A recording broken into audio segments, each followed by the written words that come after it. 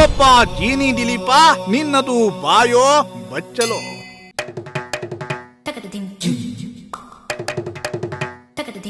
ಹೆಣ್ಣು ಮಕ್ಕಳು ಅಂದ್ರೆ ನಿನಗೆ ಅಷ್ಟೊಂದು ಕೇವಲವ? ನೀನ್ ಒಂದ್ಸರಿ ಮಲ್ಗು, ನಿನಗೆ 1 ಲಕ್ಷ ರೂಪಾಯಿ ಕೊಡ್ತೀನಿ, ತಿಂಗಳ ಕೋಟ್ಯಾಂತರ ರೂಪಾಯಿ ವ್ಯವಹಾರ ಆಗುತ್ತೆ. 10 ಲಕ್ಷ ಕೊಟ್ರೆ ಇನ್ನೂ ಒಳ್ಳೆ ಹುಡುಗಿ ಬರ್ತಿದ್ಲಂತೆ. ಕೇವಲು 10 ಲಕ್ಷ ರೂಪಾಯಿ ಕೊಟ್ಟಿದ್ರೆ ಬರ್ತಿರ್ಲಿಲ್ವ ಸರ್? ತುಂಬಾ ಚೆನ್ನಾಗಿರೋ ಹುಡುಗಿ. 10 ಲಕ್ಷ ರೂಪಾಯಿ ಕೊಟ್ಟಿದ್ರೆ ಬರ್ತಿರ್ಲಿಲ್ವ ಸರ್? ತುಂಬಾ ಚೆನ್ನಾಗಿರೋ ಹುಡುಗಿ.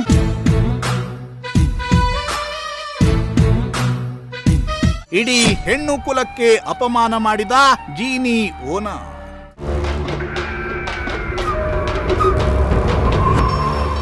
ಕೇವಲು 10 ಲಕ್ಷ ರೂಪಾಯಿ ಕೊಟ್ಟಿದ್ರೆ ಬರ್ತಿರ್ಲಿಲ್ವ ಸರ್? ತುಂಬಾ ಚೆನ್ನಾಗಿರೋ ಹುಡುಗಿ. 10 ಲಕ್ಷ ರೂಪಾಯಿ ಕೊಟ್ಟಿದ್ರೆ ಬರ್ತಿರ್ಲಿಲ್ವ ಸರ್? ತುಂಬಾ ಚೆನ್ನಾಗಿರೋ ಹುಡುಗಿ. ಕೇಳಿಸ್ಕೊಂಡ್ರಲ್ವಾ ಈತನ ಬಾಯಲ್ಲಿ ಬರ್ತಿರೋ ನುಡಿಮುತ್ತುಗಳನ್ನ?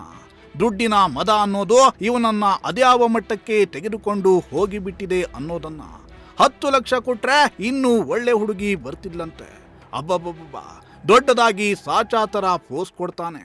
ನಾನು ಬೆಳೆದಿದ್ದೀನಿ, ಅದಕ್ಕಾಗಿ ನನ್ನನ್ನ ತುಳಿತಿದ್ದಾರೆ, ಇಡೀ ಶಿರಾವನ್ನೇ ನಾನು ಅಭಿವೃದ್ಧಿ ಮಾಡಿದ್ದೀನಿ ಅಂತ ಪುಂಕ್ತಾನೆ. ಆದ್ರೆ ಈತನಿಗೆ ಮಹಿಳೆಯರು ಅಂದ್ರೆ ಅಷ್ಟು ಕೇವಲಾನ? ಎಸ್ ವೀಕ್ಷಕರೇ, ನಿನ್ನೆ ಜೀನಿ ಕಂಪನಿ ಮಾಲೀಕ ದಿಲೀಪ್ ಕುಮಾರ್ ವಿರುದ್ಧ ಗಂಭೀರ ಆರೋಪವೊಂದು ಕೇಳಿ ಬಂದಿತ್ತು. ಆತನ ಕಂಪನಿಯ ಉದ್ಯೋಗಿಯೇ ಈ ದಿಲೀಪನ ವಿರುದ್ಧ ಅತ್ಯಾಚಾರದ ಆರೋಪವನ್ನ ಮಾಡಿದ್ಲು.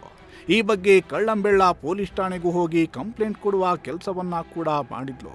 ಈ ವಿಚಾರ ಇನ್ನೂ ಸುದ್ದಿಯೇ ಆಗಿರಲಿಲ್ಲ. ಕೆಲವು ವರದಿಗಾರರು ಆ ಹೆಣ್ಣು ಮಗಳನ್ನ ಮಾತನಾಡಿಸಿ ಬೈಟನ್ನ ತೆಗೆದುಕೊಂಡಿದ್ರು ಅಷ್ಟೇ. ಆದ್ರೆ ಅಷ್ಟೊತ್ತಿಗಾಗಲೇ ಈ ಜೀನಿ ದಿಲೀಪ ತನ್ನ ಕೆಲವು ಚೇಲಾಗಳನ್ನ ಕರೆಸಿಕೊಂಡು ಭರತನಾಟ್ಯ ಮಾಡುತ್ತಾ ಒಂದು ಬೈಟನ್ನ ಕೊಟ್ಟು ಬಿಟ್ಟಿದ್ದ. ತನ್ನಷ್ಟು ಸಾಚ ಯಾರೂ ಇಲ್ಲ, ನಾನು ಹಂಗೆ ಬೆಳೆದಿದ್ದೀನಿ, ಹಿಂಗೆ ಬೆಳೆದಿದ್ದೀನಿ, ಇಡೀ ಶಿರಾ ತಾಲೂಕನ್ನ ತಾನೇ ಬೆಳೆಸಿದ್ದೀನಿ, ಅಲ್ಲಿ ಅಷ್ಟು ದುಡ್ಡು ಕೊಟ್ಟಿದ್ದೀನಿ, ಇಲ್ಲಿ ಇಷ್ಟು ದುಡ್ಡು ಕೊಟ್ಟಿದ್ದೀನಿ ಅಂತೆಲ್ಲ ಪುಂಗಿಯೋದಿದ್ದ. ತಾನು ಬೆಳೆದಿದ್ದೀನಿ ಅಂತ ತನ್ನ ವಿರುದ್ಧ ಷಡ್ಯಂತ್ರ ನಡೀತಾ ಇದೆ. ಕೆಲವು ರಾಜಕೀಯ ವ್ಯಕ್ತಿಗಳು ಷಡ್ಯಂತ್ರವನ್ನ ಮಾಡ್ತಿದ್ದಾರೆ. 2 ವರ್ಷದಿಂದ ನನ್ನ ಮೇಲೆ ಹನಿ ಟ್ರ್ಯಾಪ್ ಯತ್ನ ನಡೀತಿದೆ, ಅದು ಇದು ಅಂತೆಲ್ಲ ಹೇಳಿಕೊಂಡಿದ್ದ. ಆದ್ರೆ ಒಂದು ವಿಚಾರ, ಶಿರಾ ತಾಲೂಕು ಈತನ ಜೀನಿ ಬಂದ ಮೇಲೆ ಉದ್ಧಾರ ಆಗಿದ್ದಲ್ಲ, ರಾಜ ಮಹಾರಾಜರು ಆಳಿದ್ದ ಊರು. ಅದೇ ಕಾರಣಕ್ಕೆ ಶಿರಾವನ್ನ ಐತಿಹಾಸಿಕ ನಗರಿ ಅಂತ ಕರೆಯೋದು. ಆದ್ರೆ ಈತ ನನ್ನ ಬಿಟ್ರೆ ಶಿರಾದಲ್ಲಿ ಏನೂ ಇಲ್ವೇ ಇಲ್ಲ, ನನ್ನಷ್ಟು ದೊಡ್ಡ ಬಿಸ್ನೆಸ್ ಮ್ಯಾನ್ ಬೇರೆ ಯಾರು ಇಲ್ವೇ ಇಲ್ಲ ಅಂತ ಡೈಲಾಗ್ಗಳ ಮೇಲೆ ಡೈಲಾಗ್ ಅನ್ನ ಬಿಟ್ಟಿದ್ದ. ಆತ ಅದೇನೇನ್ ಹೇಳಿದ್ದ ನೀವೇ ಕೇಳಿಸ್ಕೊಂಡ್ಬಿಡಿ. ದಯವಿಟ್ಟು ಶಿರಾ ಜನತೆ ಹೇಳ್ತೀನಿ, ಇಡೀ ಕರ್ನಾಟಕದಲ್ಲಿ ನಮ್ಮ ಶಿರಾ ಅಂತ ಅಂದ್ರೆ ದೊಡ್ಡ ಮಟ್ಟಕ್ಕೆ ಹೆಸರಾಗಿದೆ. ಅದು ಜೀನಿ ಅನ್ನೋ ಒಂದು ಸಂಸ್ಥೆಯಿಂದ ಎಲ್ಲರೂ ಗುರುತಿಸ್ತಿದ್ದಾರೆ. ಜೀನಿ ಕಂಪ್ನಿಯಿಂದ ಎಷ್ಟೆಲ್ಲ ಅನುಕೂಲ ಆಗಿದೆ ಸರ್ ತಾಲೂಕಲ್ಲಿ.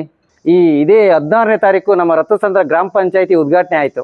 ಆ ಗ್ರಾಮ ಪಂಚಾಯತಿಗೆ ಮಿನಿಮಮ್ 15 ಲಕ್ಷ ನನ್ನ ಜೀನಿ ಕಂಪ್ನಿಯಿಂದ ಡೊನೇಷನ್ ಮಾಡಿದ್ದೆ.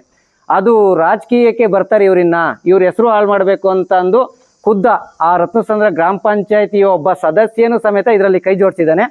ನಮ್ಮ ತಾಲೂಕಲ್ಲಿ ಒಂದು ಗ್ರಾಮೀಣ ಮಟ್ಟದಲ್ಲಿ ಒಂದು ಸಂಸ್ಥೆ ಕಟ್ಟಬೇಕಾದ್ರೆ ಎಷ್ಟು ಕಷ್ಟ ಅಂತ ಗೊತ್ತು.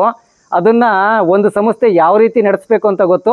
ರಾಜಕೀಯಗಳ ಪುಡಾರಿಗಳಿಂದ, ಅಂದ್ರೆ ಏನು ರಾಜಕೀಯ ಪುಡಾರಿಗಳು, ಯಾಕೆಂದ್ರೆ ನಮ್ಮ ರತ್ನಸಂದ್ರ ಗ್ರಾಮ ಪಂಚಾಯತಿಲಿ ಒಬ್ಬ ಮೆಂಬರು ಯುಗಾದಿ ಹಬ್ಬಕ್ಕೆ ಬಟ್ಟೆ ಬೇಕು ಅಂತಂದ್ರೆ ಗ್ರಾಮ ಪಂಚಾಯತಿ ದುಡ್ಡು ಬೇಕಾಯ್ತು ಅವನಿಗೆ.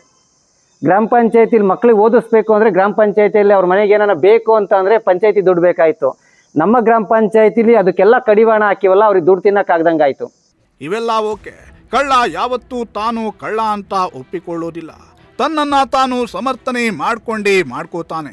ಆದ್ರೆ ಈತ ಆಡಿದ ಅದೊಂದು ಮಾತಿದೆಯಲ್ವಾ, ಅದನ್ನ ಮಾತ್ರ ಯಾರೂ ಕೂಡ ಸಹಿಸೋದಕ್ಕೆ ಸಾಧ್ಯವೇ ಇಲ್ಲ. ಮಹಿಳೆಯರಂತೂ ಯಾವುದೇ ಕಾರಣಕ್ಕೂ ಕ್ಷಮಿಸೋದಿಲ್ಲ.